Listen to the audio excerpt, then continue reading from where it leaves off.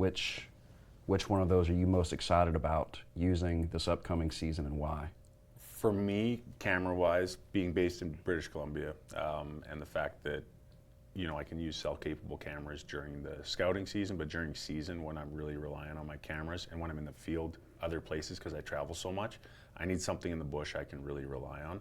So for me, I'm gonna have to say the Force Pro S 2.0. That's the biggest one for me. Like last year, I relied heavily on the Force Pro. And the solar capability for me was a big surprise, was how well that worked.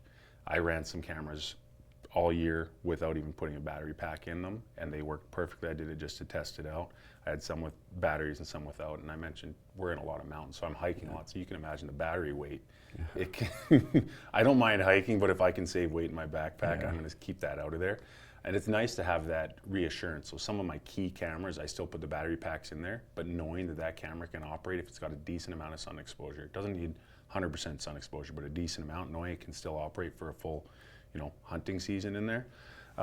That's kind of my go-to year-round. But yeah, so that's definitely my big exciting one. And the fact that you guys have improved the features and then also reduced the price point, to me, so anytime something becomes more consumer friendly, that's exciting to me as well, because I'm in a fortunate position where this is what I do for a living, so it makes sense for me to invest in my gear so much, but for other people, for it to be, cost efficient and cost effective, I think that's awesome. Another feature about the Force Pro S 2.0 that's really got me excited is last year, my area I was hunting for my blacktail, it was about an hour drive from my house. Then I'd have to park my truck and hike for an hour and a half up into the mountains, steep country, to get to where I start checking my cameras.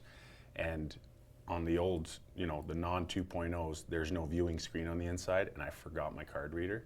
And I swear I could have sat and cried, because I went up there, I was so excited to pull my cards and check it all. And just at the start of my morning, everything was great.